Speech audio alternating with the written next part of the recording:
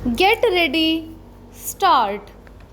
महोदय गांधी जी जिस समाज का स्वप्न देखते थे, शायद उस ओर हम नहीं जा रहे हैं। विनोबा जी के आंदोलन से कुछ कुछ लगता है कि हम भी उस ओर जा सकते हैं, पर और जितनी चीजें हमारे देश में हो रही हैं वे विपरीत देखने में आ रही है और हम उनकी ओर ही जा रहे हैं। मैं तो यही चाहूँगा कि आप इन सब चीज़ों को भली प्रकार से देखें और समझें। सब चीज़ों पर विचार करने का गांधी जी का अपना एक उद्देश्य था। वे इस प्रकार के समाज का गठन करने के लिए उनके अनुकूल वातावरण पैदा करना चाहते थे। उनके कार्यक्रम के अनुसार चल सके तो हम उस प्रकार का समाज स्थापित कर सकते हैं जैसा कि गांधी जी चाहते थे। परंतु यदि हम उनके बताए हुए रास्ते से विपरीत ही चलें तो उसका परिणाम वह नहीं हो सकता जैसा वे चाहते थे। हमारे सामने यह प्रश्न आता है कि हमको उस पर विचार करना चाहिए।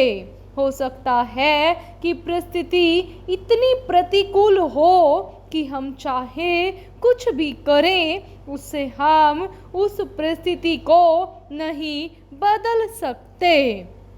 परंतु इसका अर्थ यह भी तो नहीं हो सकता कि हम प्रयोग करना ही छोड़ दें। मेरा तो विश्वास है कि यदि हम थोड़ा सा भी उस मार्ग पर चलेंगे और उस ध्येय को अपने सामने रखेंगे तो इसमें कोई संदेह नहीं कि आज नहीं तो कल, कल नहीं तो परसों, परसों नहीं तो कुछ दिनों के बाद हमारे देश के लोग उस पर ध्यान देंगे और दूसरे देशों के लोग भी हमारा साथ देंगे।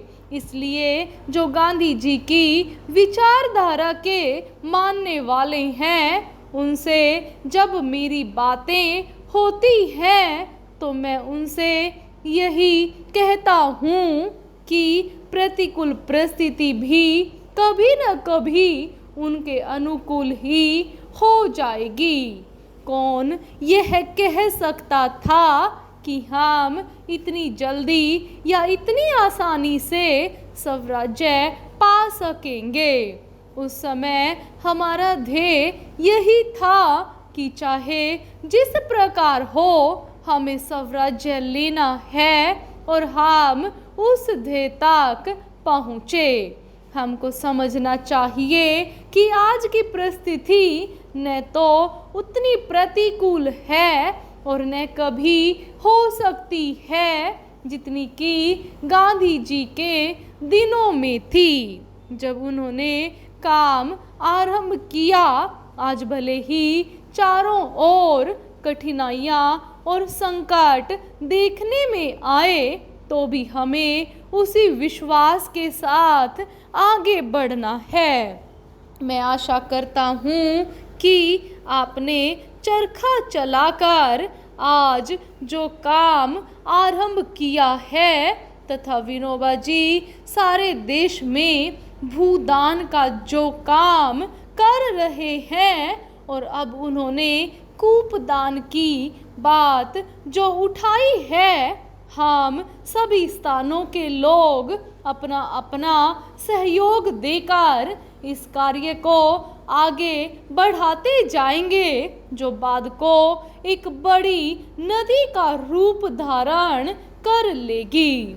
ईश्वर की कृपा हुई तो उस नदी में एक बाढ़ भी आ सकती है। उस बाढ़ की आशा से हमें इन छोटी छोटी नालियों में अपनी अपनी बूंद डालने का प्रयत्न करते रहना चाहिए।